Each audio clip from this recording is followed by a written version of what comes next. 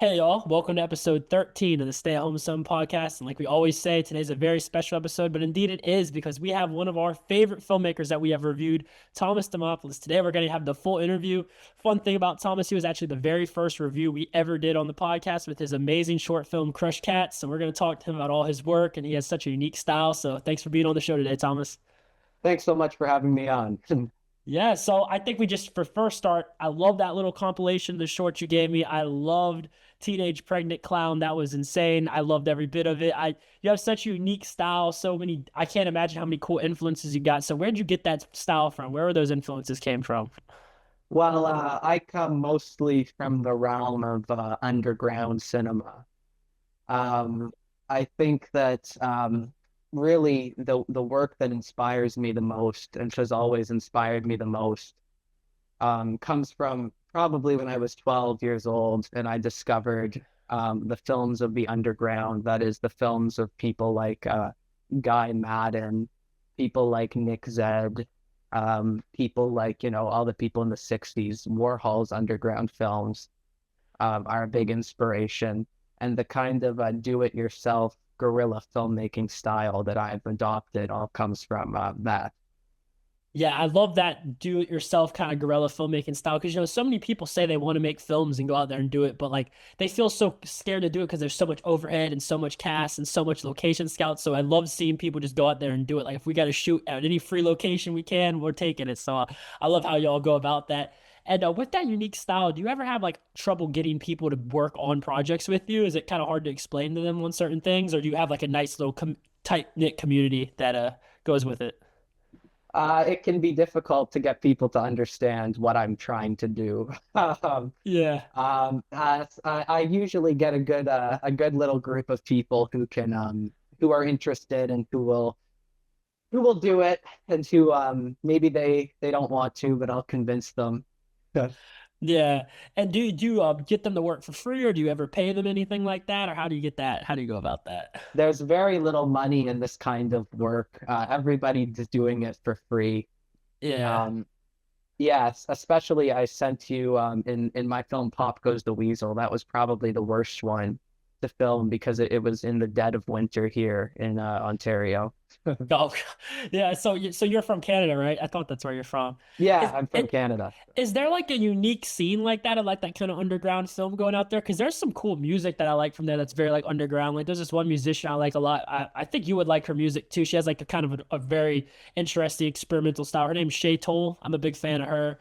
I would definitely check her out sometime if I were you. But I think that they have every time I see some art coming from Canada, it's always very unique and very interesting. So is there a scene down there?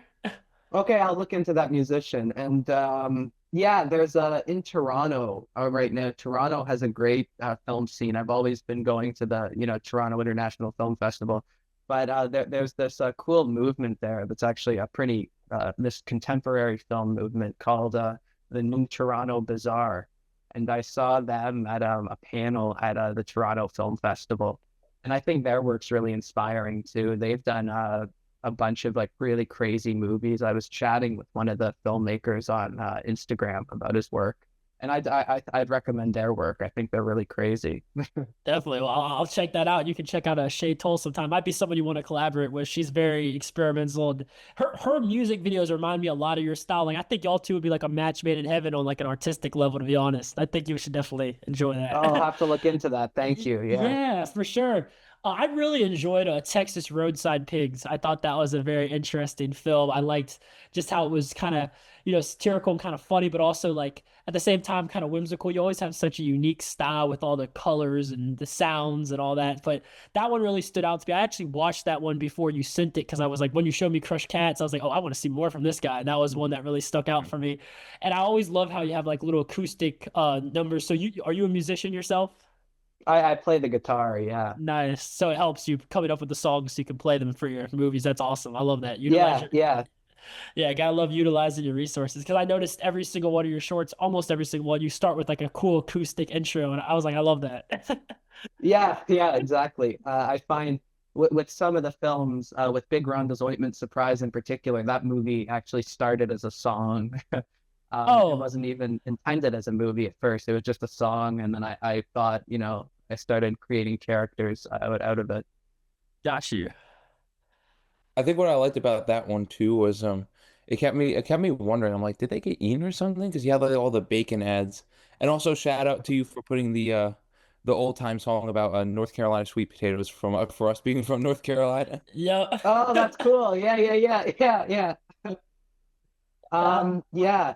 Yeah. Texas Roadside Pigs was really that movie started because I became obsessed with this phrase, just the phrase Texas Roadside Pigs. I guess I came up with it. It was just playing in my head a lot, and I started thinking, what would that look like? Some of the movies do start just from that kind of weird place, just phrases I like. And I started thinking about people dressed as pigs lying on the sides of roads, and it just became one of those images that once was in my mind. I couldn't get it out, so I got a couple friends to make that film, and we got in trouble filming that because I wanted to film it in the spot behind this senior center, and they had security called, and they came and escorted me out. Yeah, nothing like trying to make indie films guerrilla style and getting kicked out of places. We've definitely been told, because we're filmmakers ourselves, we've been told to put the Yeah, camera down and get out many a times. So yeah, yeah, I know exactly. we know how that is, man. But it's you just get the locations you can get for sure. I thought the acting was really good in that. Like I said, I really liked a teenage pregnant clown a lot, especially the Mr. Tree scene. Like Yeah. how it just trips out when when he finally talks back. So do you edit your own stuff? Because that's some pretty hard notch editing you got going there, man. There's a lot of stuff in that. Well, thank you so much. And yeah, I added everything on Adobe Premiere Pro. Wow. Does that take a while to edit those like crazy sequences like that? Because I was trying to like think about what did he put here? What did he do here? I was like, how did you like the clowns just like coming up and that's crazy. I watched it like Yeah. 12 times, just that part alone. Thank you so much. That's nice to hear. Yeah, it takes a long time to edit those particular sequences. A lot of people, will watch my work and they might think that the work is nonsensical or that it is just completely absurdist, but I can guarantee that each frame is very carefully chosen. For sure. Well, I thought you did a great job on that one. That little sequence with the Mr. Tree was not that it stuck with me. So I just feel like that's when it like all your filmmaking just came together right there. It's like you had the acoustic intro, you had the kind of funny but also kind of serious undertone, and then you had the crazy whimsical stuff. So I was like, there, that's classic Thomas Dimopoulos right there. That's it all comes Thank together. you. Yeah, yeah. Yeah. Yeah, we were talking about that scene actually a little bit yesterday, Jake. It's like basically like we're like, what is she doing? She's literally just reading a poem to a tree because she got pregnant. Like I guess she doesn't know what else to do. Yeah, desperate times calls for desperate measures. No, like I said, I've been talking about that scene a lot since I first saw it. To poor Thomas, he's been hearing me talk about it all the time. Yeah, it was to me that was one of the movies I did that I felt really came from a place of pure comedy. And to me, it was really just it was my idea of a comedy film. And there's obviously it's dramatic, but I think that it's so campy and over the top. Yeah. Um, and the absurdist element of her, reading her poem about an egg to Mr. Tree, to me, Yeah. it's very funny. Yeah, it's like I wish I was an egg. That way I wouldn't be a teenage pregnant. Yeah, Very, yeah, very yeah, true. yeah, yeah.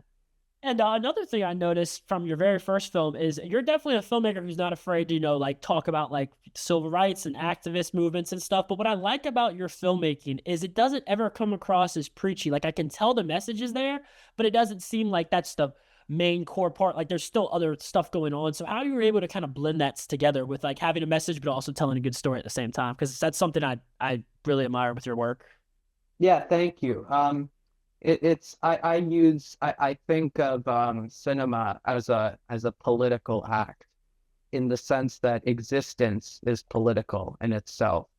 And what I'm trying to do with my work is actually, I don't like, I appreciate that you said you don't find the work bitchy because I'm not trying to convey necessarily one specific message or anything. I'm trying to present images to people and then ask them, what do you think about this? Make them reflect on the things they're seeing and really ultimately to get them to think for themselves.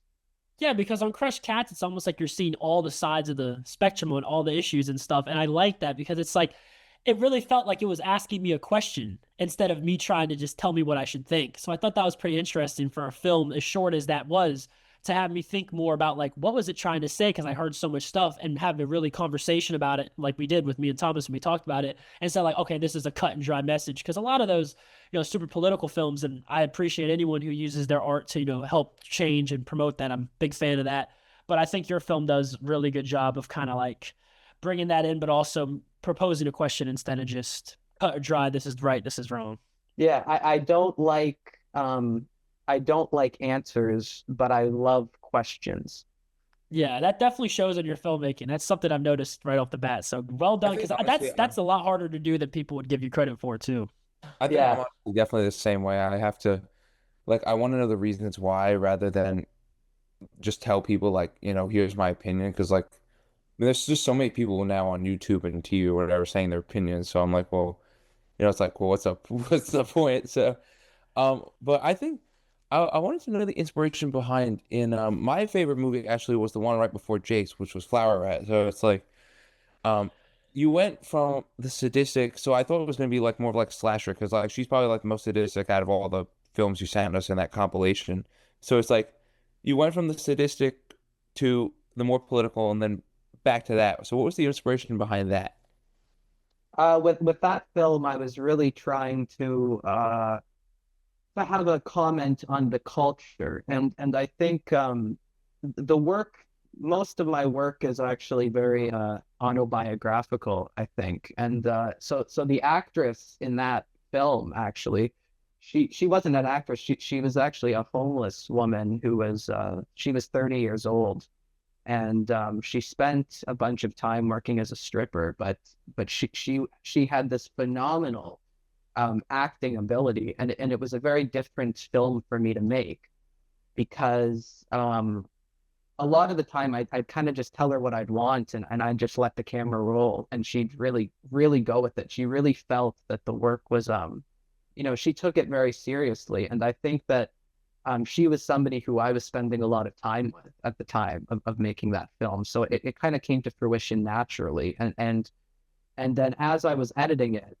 it really actually just started with the footage of her. And it wasn't until I was editing it that I started to put in, the footage of Trump, and I started to put in, you know, the footage of child labor, which is an issue I feel very strongly about. And I started, it really just came from a place of I was watching a lot of the news, and I was really shocked at what was everything that was happening, and the richest administration in history, and the Trump administration. And so I started to kind of just incorporate what I was seeing into the film itself. Yes, it almost kind of took a life of its own as it was getting built, which is pretty cool about some films where it's like you go in thinking this is what I'm going to do, and then as it develops and as it progresses, you start realizing, oh, this is where we're going, this is where we're going with that. And a lot of that comes with that loose style. I mean, that's like the spirit of indie filmmaking right there, just going as you go and figuring out together and having a good group of people. So it definitely shows she's a phenomenal actor too. She was definitely one of the better ones for sure. Thank you. Yeah. Yeah. Do you like use like backstage or anything to get your actors, or like casting calls locally? Like how do you go and get those people? Most of the people out of all the films that I've ever done, none of them are actually real actors. None of them consider themselves to be actors. Most of them are my friends or people in my life who I think have an interesting essence in them that I think is I could work with. Yeah, that makes a lot of sense. That's kind of what we did too. Like on my first film, I casted Thomas actually as the lead in my film, and he did an amazing job. And he's never had acting, I never had acting, but we had good chemistry. We got along well, and we enjoyed being around each other. And that's all you really need on these type of films for sure. Exactly. Yeah. But I got a question. So I know you're killing it with the shorts. You seem to be really pushing it. Congrats on getting into the festival too. You want to talk a little bit about that? I saw that you got, Oh, thank yeah. you. Yeah, that was I think Teenage Pregnant Clown is going to screen in Paris, France at the Clown International Film Festival. So That's I was awesome. really excited about that. None of my movies have ever played in France before. So Cool. I'm excited. Yeah, that's How were you that's able to get that, like that international presence? Well, a lot, this is really just people reaching out to me, different festivals and stuff.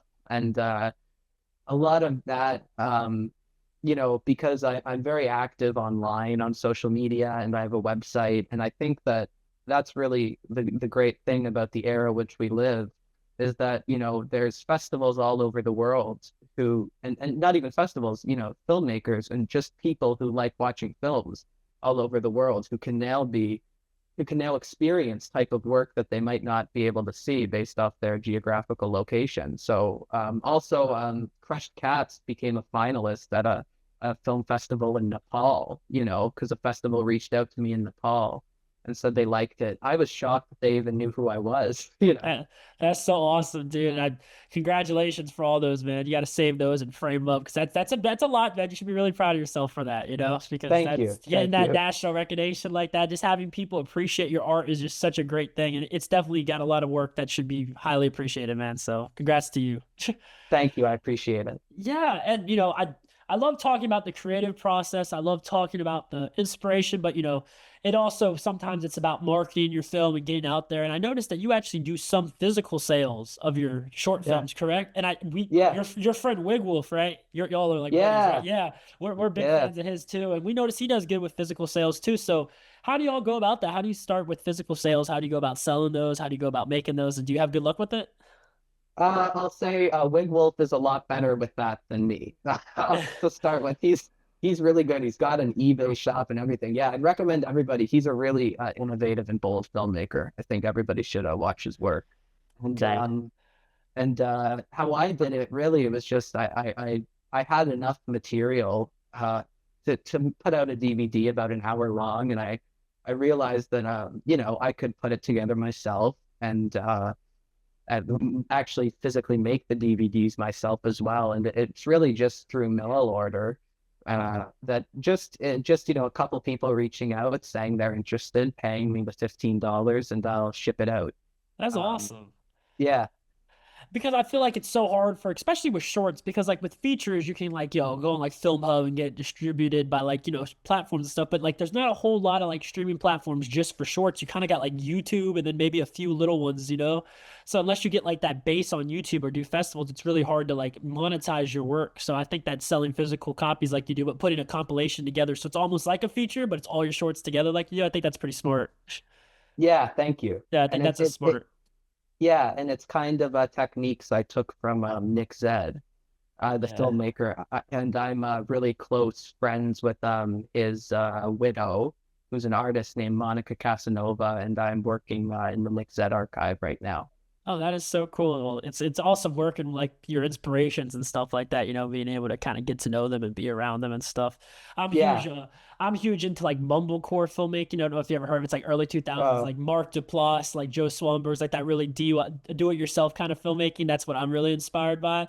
But yeah, yeah. I've always had an appreciation for like experimental filmmaking like you as well. I can't edit like that. So that's my problem. Yeah. If I knew how to edit like that, I would make a much more experimental stuff. But when it comes to all the effects and all the sounds and stuff, I'm more cut and dry. So Yeah. I wish I could do what you do, man. Thank you. Yeah. But yeah, it was just awesome talking with you, man. It's crazy because when I first saw your short film, I just was wanted to see more and more. And that also led me to another question. Are you ever gonna make a feature, like a full length? Have that ever been on your mind to do? Or you just want to stay in the short realm?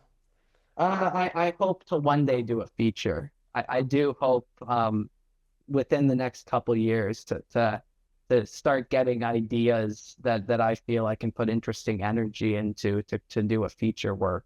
It is something I'm interested in doing. And I think, as you said, it's easier as well for distribution. Yeah, I even said to Jake the other day, I'm like, this guy's gonna have a lot of film ideas after like all the stuff going on in Minneapolis and everything else. Like this guy has to have so many film ideas going through his head right now.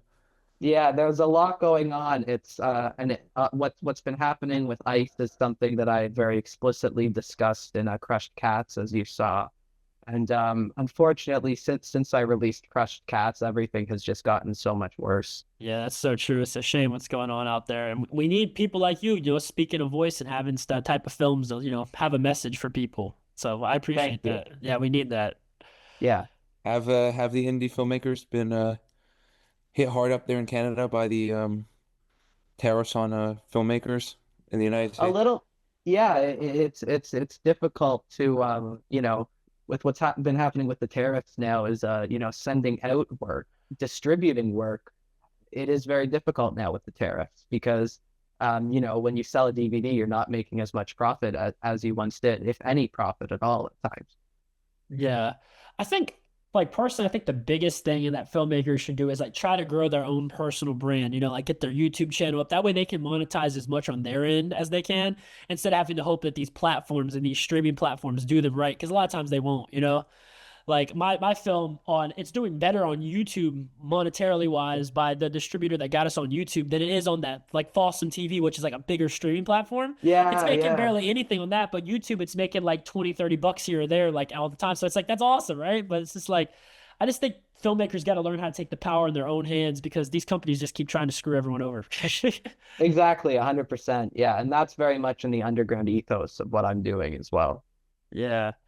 So you working on anything currently? Any shorts, anything like that? I mean, like I said, there's a lot to be inspired by right now. Unfortunately, but also fortunately, because that is a lot of good ideas at but if you would rather have it solved than have to think about it.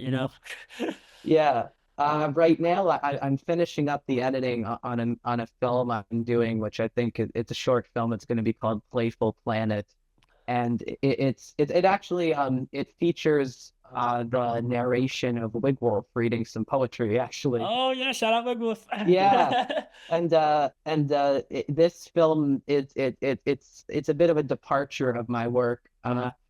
In this one, I'm trying to really decondition myself from conventional filmmaking. Not that any of my films have been conventional, but I've been watching a lot of Stan Brakhage and just trying to get back to the unbiased eye. So this is a film that is more concerned with color and frequency than it is with character. Got you. That makes sense. So it's gonna have a lot of like colors, a lot of good visuals on that end, and that's almost gonna like tell the story more than just like caring. That's cool. That's really cool. I'll definitely be watching it. Yeah, thank you. So Yeah. it's kind of a lot more like those like strobe lighting effects and stuff like the last couple movies that were in the. Yeah, there'll be a little bit more of that. It'll be, I love a lot of the footage is inverted actually, which I just love to play with perception and play with color and vibration and frequency. And I think that's the kind of stuff that I'm trying to get a little bit more into now because I've actually found that the more experimental a lot of my work is, the more people take notice, because something like Pop Goes the Weasel was an experimental film, but it was a little bit more mainstream and then it had characters, it had a bit of an arc.